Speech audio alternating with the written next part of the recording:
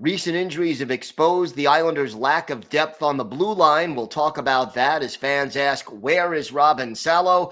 We'll also preview tonight's game against the Blue Jackets and tell you the keys to victory for the Islanders. And we go back to the mid to late 80s for our Islanders' birthday of the day. All that and more coming up on this episode of the Locked On Islanders podcast. Your Locked On Islanders, your daily podcast on the New York Islanders. Part of the Locked On Podcast Network, your team every day.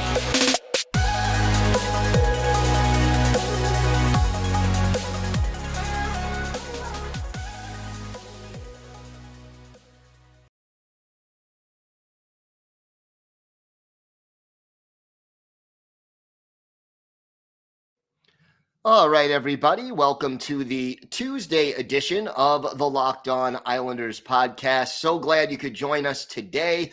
Thank you for being part of the Locked On Islanders family and for making Locked On Islanders your first listen every day. We are free and available on all platforms. If you've got something Islanders related on your mind, if you have a question, a comment you'd like to make about something we discussed on the show, or a topic you'd like us to talk about on an upcoming episode, please feel free to email us. The email address, lockedonislanders@gmail.com. And if you leave your first name and where you're from, we're happy to mention you on the show when we talk about whatever it is that's on your mind. You could also follow the show on Twitter at Locked On Isles, and you could follow me, Gil Martin, on Twitter at Ice Wars, NYR VSNYI. We'll keep you up to date on all the latest Islanders news, notes, and happenings. And I am live tweeting during nearly every Islanders home and road game. I'll give you instant insight and analysis. And it's always great to interact with fans during the game and at any time. So we now know Scotty Mayfield is gone for the season, or at least close to it. Realistically, I don't see the need to bring Mayfield back at this point if the Islanders are not in playoff contention. And surprise, surprise, the Islanders are not in playoff contention. If it's a 4 to 6 week injury from a week ago and there were 5 weeks left in the season, optimistically, maybe a week or 10 days, 3 games, let's say, is the most you could get from Scotty Mayfield for the rest of the season. And unless there's a playoff berth on the line, and there won't be, I don't see the reason to risk re-injury, aggravating the injury, or even to not go with an alternative player, a younger player, and see what they can do. And the thing is, as far as the Islanders are concerned, and we talked about this on this show before the season started, as the season was starting, really after Nick Leddy was dealt to the Detroit Red Wings. The Islanders do not have a lot of depth in their organization right now on defense. And look, we've discussed on the show right now, Noah Dobson, the only real legitimate puck-moving defenseman among the top 6. Other players can do it, but they're not elite or very good even at skating the puck from the defensive zone to the neutral zone or making that perfect outlet pass that allows the transition game to set up offense well. This defensive core is just not built that way. And when you've dealt in consecutive off seasons, Devon Toews and Nick Leddy, and you don't have a mobile defenseman to replace them, you have a problem. And now that Mayfield is no longer available, Sebastian Aho has not proven that he's the guy. And Aho can provide a little bit of skating and a little bit of offense, but his lack of size and his inability to play in his own zone, he really seems like an all-star at the AHL level, but a 7th defenseman at best at the NHL. Grant Hutton came up, didn't play horribly on Sunday, but didn't really look great either. And, Parker Wotherspoon has been called up for a game or two. But everyone's asking about Robin Salo. Salo is considered the best defense prospect in the organization right now, at least among those who are close to being NHL ready. But look, so far, we've seen Parker Wotherspoon get called up early in March. Now we have seen Grant Hutton get called up late in March. We haven't seen Robin Salo called up. And earlier in the month, when asked about this, Barry Trotz said, hasn't played as well as he's needed to play. He should have an impact and be the best defense down there, that being Bridgeport, and he hasn't. So the Islanders are kind of hesitating on Robin Salo at this point and basically saying that the kid hasn't earned a call-up because he just hasn't played well enough to the call-up. And yeah, I can understand that because Salo has indeed struggled over the course of this season. Not so much struggled, but Trotz said,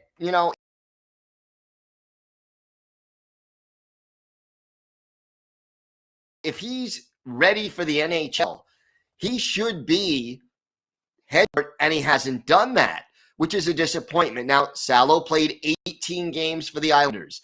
Many of them were during that difficult stretch. The team was, and I mean literally almost half the team, was out with COVID and or injuries. 18 games with the Islanders this year, 1 goal, 3 assists, a -4 on the plus-minus. Not exactly, terrible numbers, but not exactly great numbers. Obviously, Trotz is sending a message to Robin Salo. We need more from you.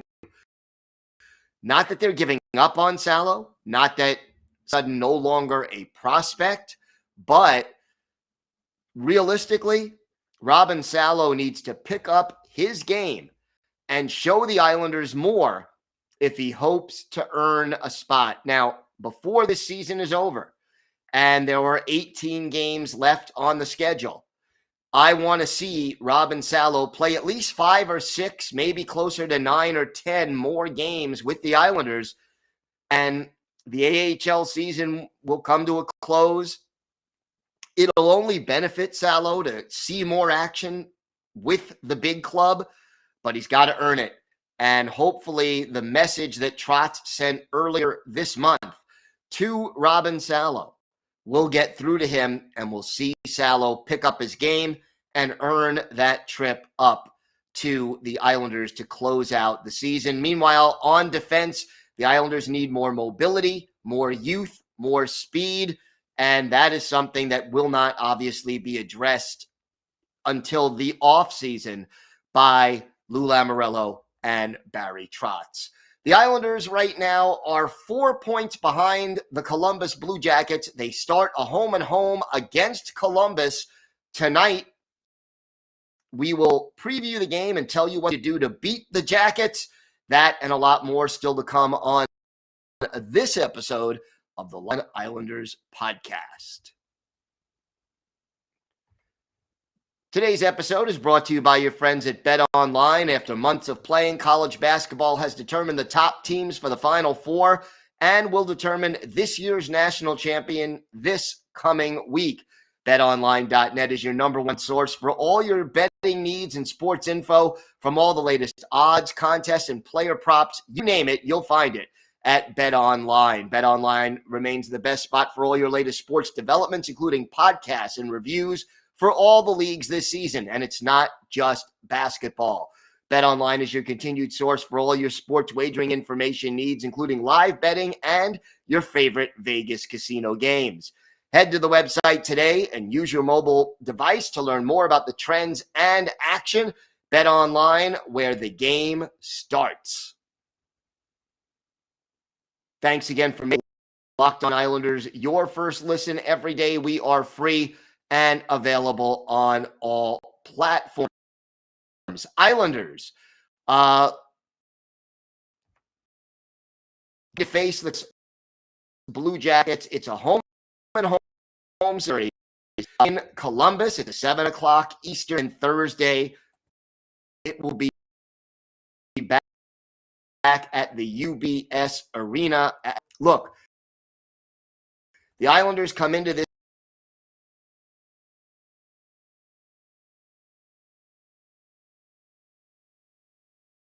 game with home in regulation.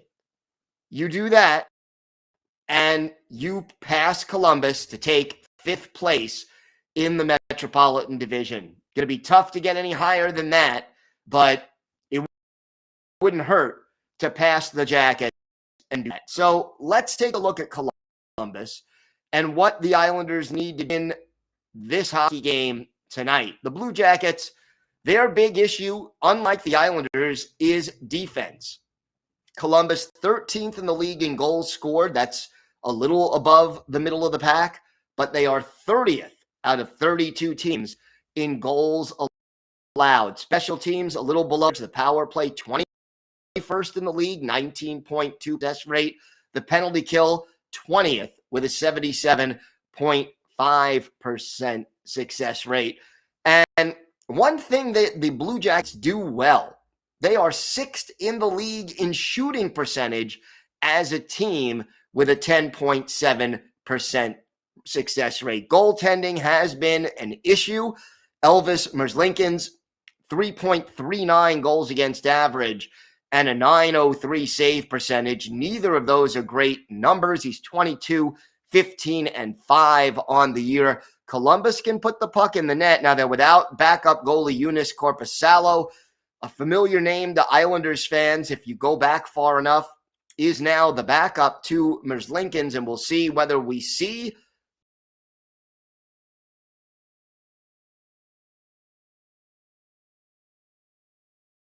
on Thursday night. As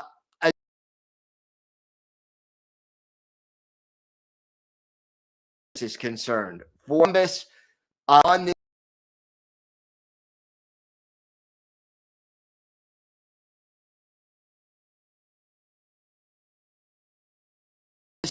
and little question, 25 goals to lead he is always a dangerous goal scorer, putting up big numbers. Oliver Bjorkstrand, 23 goals. Boo Jenner, 23 goals. And one of the better setup men in the league, Jakub Voracek, only 5 goals in 63 games, but 43 assists for Voracek.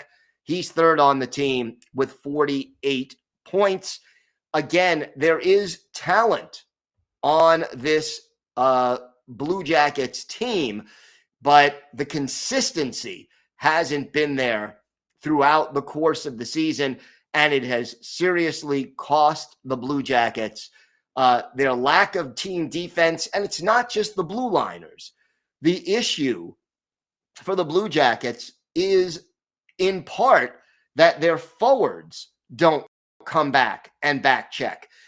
Columbus is sort of the opposite of the Islanders, are this defense first team that occasionally gets enough offense to win hockey games by a couple of goals.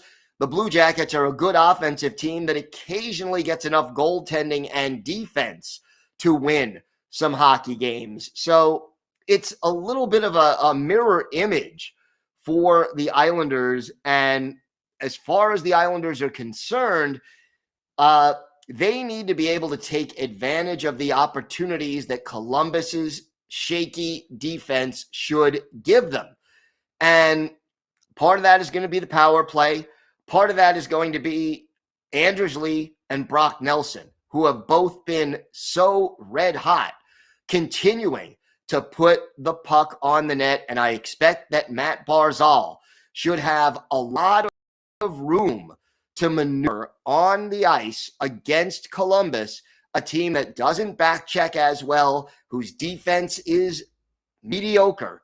This is an opportunity for Barzy to create with skating. But the key for Matthew Barzal will be to actually do the creating, not just holding on to the puck indefinitely. And, yeah, okay, you're playing keep away, you're holding on to possession, but it has to lead to something. And when Barzy is on his game, it does. When he's not on his, it tends to not do so. So as we mentioned, Elvis Merzlikins and JF Berube are the goalies. The injuries, Carpasalo, their backup goalie, Alexander Texier is on IR, Boone Jenner currently on IR, and Daniil Tarasov on IR. So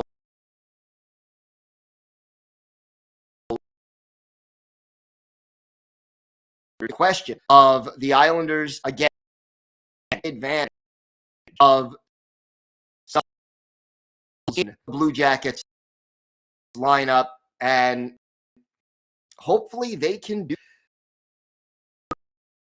from an Islanders perspective that has disappointing. Well, I'm going to name two disappointing offensively and need to get going. Definitely JG Pageau. We need more from him offensively, although he does a lot of other things well. And Anthony Beauvillier, who passes well, but isn't consistent enough. So here's the line combinations for Columbus. Jack Rosley,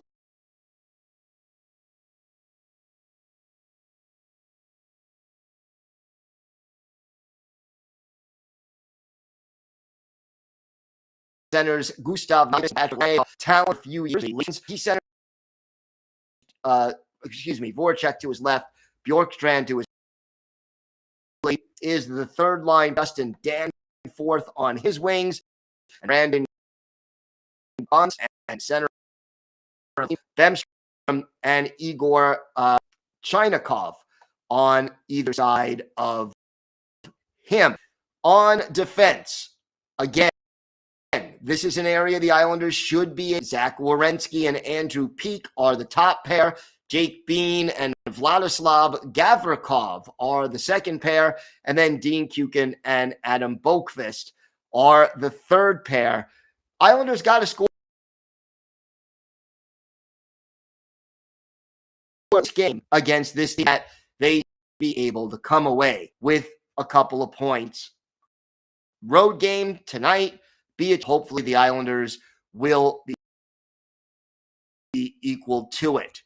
When we come back, birthday of the day, a forward from the 80s, had a very solid for the Islanders. We'll talk about him and some more parts of the organization, all that still to come on the Locked On Islanders podcast. Today's episode is brought to you by your friends at Rock Auto. With the ever-increasing number of makes and models, it is now impossible for your local chain auto parts store to stock all the parts you need. So why endure often pointless or seemingly intimidating questioning and wait while the person behind the counter orders the parts on their computer, choosing only the brand their warehouse happens to carry? You have computers with access to rockauto.com at home and in your pocket. You could save time and money when using Rock Auto. So why choose to spend 30, 50, even 100% more for the same parts from a chain store or car dealership? Rock Auto is a family business, been serving do-it-yourselfers for over 20 years, and they've got everything you can need, from brake parts, tail lamps, motor oil, even a new. Go to rockauto.com right now and see all the parts available for your car or truck. Right, Locked On in their How Did You Hear About Us box, so they know we sent you. Amazing selection, reliably low prices, all the parts your car will ever need. rockauto.com.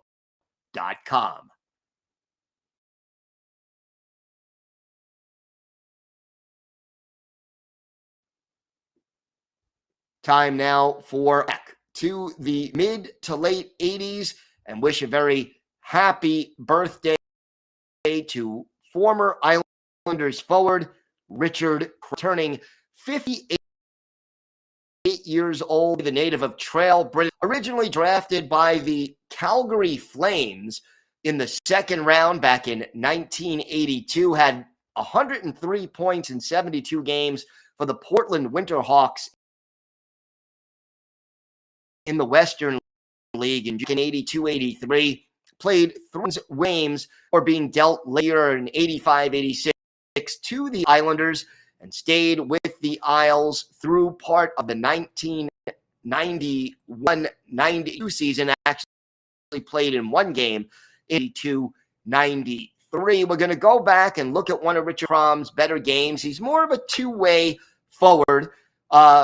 Never really put up big numbers for the New York Islanders. Most goals he had with the Isles in a season was 12, but a solid positional player and a useful forward. We take you back to October 16th, 1986 at the Nassau Veterans Memorial Coliseum. Islanders taking on the Washington Capitals. Capitals going with Pete Peters in goal. You might remember Peters. He was the goalie for the Flyers when the Islanders won their first Stanley Cup back in 1980. And, of course, Billy Smith, who was the Islanders goalie in that cup-clinching game in 1980. He's the Islanders goalie again here 6 years later. Islanders get on the board just 13 seconds into the game. Pat Flatley, his first of the year from Brent Sutter and Brian Curran. Isles quickly up 1-0. But the Capitals answer quickly. 1 minute and 1 second after the Flatley goal, Lou Francis-Getty, his first of the year, unassisted, tying the game at 1. And then Hall of Famer Larry Murphy, his first from Craig Laughlin and Greg Adams at 5:12. Islanders now trailing 2-1, and we're only 5 minutes and 12 seconds into the game. Michael Pavanka heads off for holding for Washington. Islanders get a power play, and Brian Trottier gets his first goal of the year. Dennis Potvin, and our Islanders' birthday of the day, Richard Crom, with the assist at 8:39. We're deadlocked at 2 apiece. Then with Brian Curran in the box for the Islanders for tripping, a shotted goal by Brent Sutter, his third, unassisted after one period, 2 of the penalty. Alan Kerr heads off for holding. Commentary television. He got second of the year. Larry Murphy and Scott Stevens with 2:59, and all of a sudden, it's a 3-3 game. The Islanders answer later in the period. Bob Bass in his first from Gordon at 13:59, 4-3 Isles after 40 minutes. In strikes for the Islanders, his second of the year, Pat LaFontaine and Ari Hanpa with the assist at 54 seconds, and then our Islanders' birthday of the day goes to work. Richard Crom, his first of the year from Dwayne Sutter at 1:59. And then 4 minutes and 5 seconds later, Richard Crom, his second of the year. Brian Trottier and Dwayne Sutter with the helpers. A late goal by Mike Gartner, his third from Pavanka and John Blum, gets the Capitals closer, but not close enough. Islanders skate away with a 7-4 win in this one. 24 saves for Hall of Famer Billy Smith. But for Richard Crom, our Islanders' birthday of the day, 2 goals, 3 points. He was a +1, and he had 5 of the Islanders' 32 shots on goal in this game. That was the most on the team. So Richard Crom, who turns 58 years old today, he is our Islanders' birthday of the day. So at 5th place tonight, the Islanders, both of these games, to pull even in points with 2 games in hand on Columbus. Now, they have to win them both in regulation. Let's take them one game at a time. Let's get the 2 points tonight. That would be a big help for this Islanders team. And as far as the defense is concerned, yeah, the idea of sending Robin Salo a message that we need more from you. Robin Salo has to answer the call and get the message through and respond in a positive way. If he can get another call up, and boy, the Islanders can use the potential Salo, and I really do want to see what this kid can do before the season is over. That's going to do it for this episode of the Locked On Islanders podcast. We will be back tomorrow with our key takeaways and our weekly farm report. So make sure that you definitely join us for that. Looking forward to that as the Bridgeport Islanders battle for playoff positioning, trying to get in to that last playoff spot in their division. And boy, it would be a big benefit to this organization if the AHL affiliate can make the playoffs this year. Thanks again for making Locked On Islanders your first listen every day. Now make your second listen Locked On Fantasy Hockey. Hosts Steele Roden and Flip Livingstone help you become the expert of your fantasy league. It's free and available on all platforms. Everybody, thanks again for listening to the Locked On Islanders podcast. Of course, let's go Islanders.